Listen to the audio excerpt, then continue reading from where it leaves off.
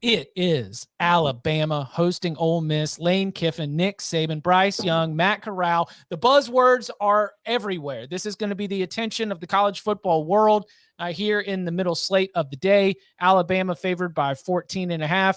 I saw that the over-under, it danced to 80 and everyone shot off fireworks and was right back down to 79.5, where I think I see it right as we're preparing our picks. So, does anyone have a play on Ole Miss, Alabama? And if we don't have anybody who's jumping in on a locks, I do think that we need to at least offer some advice, because it's going to be a game that all the normies want to get in, and we want to be able to serve you as well. I got it. Oh, go ahead, bud. Do you want to jump in? Under 80. Yeah, all day long. I mean, this is principle, right? I mean, what kind of podcast are we if we don't get on this under? I mean, this flashed when it opened. I didn't think it was going to come back to us. It has. Under 80s to play for me. Look, Ole Miss has not really faced a good passing game yet. I don't think Louisville throws the ball very well.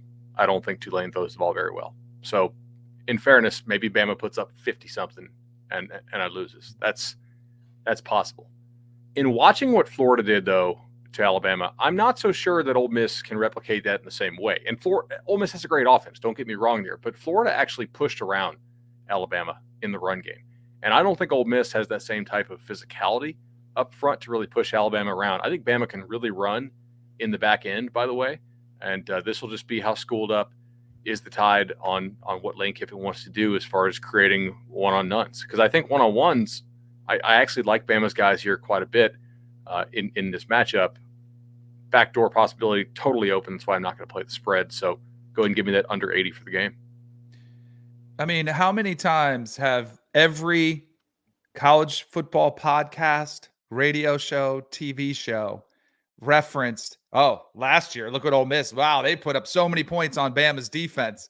You don't think that's slightly rubbed Nick Saban the wrong way, and that he's maybe put in a little bit of extra time on the defensive side of the ball, coming up with a game plan? And I'm not saying they're going to pitch a shutout. Lane Kiffin is going to find some ways to score some points. I just don't think you see a replica of last year with this massive shootout that everyone thinks you're going to get. And I think there's a chance too with Saban maybe, trying to take the air out of the ball a little bit in the second half, like sort of that, all right, let's get the lead, and then let's not even let Matt Corral and Ole Miss touch the ball as soon as we get that comfortable lead. If I was going to, again, I feel kind of like the Georgia game. I think Alabama could kind of, these blue bloods, top dogs, alphas in college football might rear their ugly head and be like, hey, it's been fun for a month to have some parity, but we're not going anywhere. I feel like that's what it's going to go. But to what Bud alluded to, I mean, nobody likes covering that spread more than Lane Kiffin. Like, he'll be clawing away at the end of that game. I think that back door could be open. So I'm going to stay away from that one. But you have to go under 80. We wouldn't be a principal podcast if we did. See, I'm not afraid of the back door. I'm taking Alabama minus 14.5. I like you mentioned, Danny, there's all the talk last season about how, Ole Miss put a real scare into Alabama. They were able to move the ball on them and put a bunch of points on them. They put up 48 on them and lost by 15 because Alabama scored 63 on them, including I think it was their last 7 possessions. I think it started off Alabama touchdown on their first possession.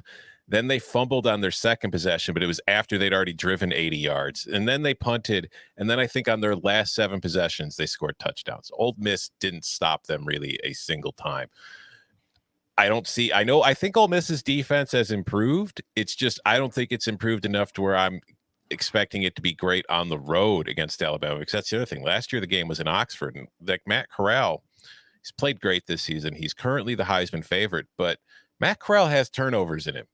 We remember that Arkansas game last year. This is a guy who, if you look at his career numbers at home or at neutral sites, he's got an interception rate of 1%.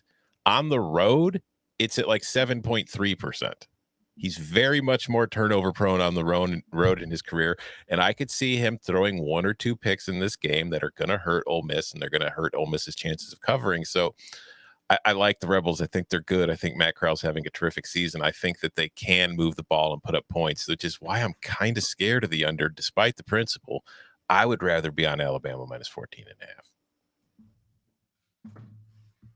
That back door is 100% terrifying. I got it locked. It's fine. Good. Got the security code. They don't know the code. Yeah, count on top. You're going to count on Alabama to do everything it needs to do at the end of the night. Mm-hmm. Set the security code, lock the door. Best of luck to you. I think that Ole Miss will be relentless in this. I cannot wait to watch it. I might personally jump on that under just to ride for the squad, but I'll no lock from me here.